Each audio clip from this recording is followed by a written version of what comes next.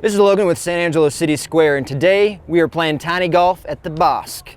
The Bosque is a new recreation facility that is opened on the banks of the beautiful brown Concho River. This is my caddy Javier. Say hello, Javier. Hello. We're gonna go play some putt-putt.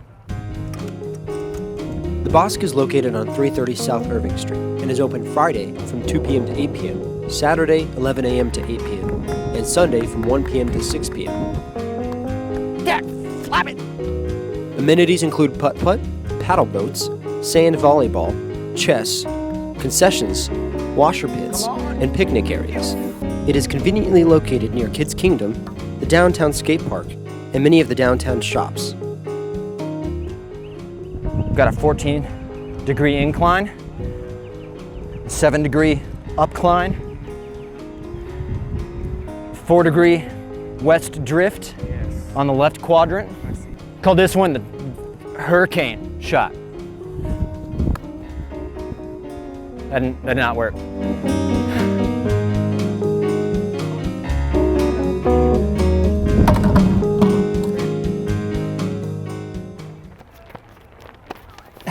This has been a review of the Bosque along the Concho River.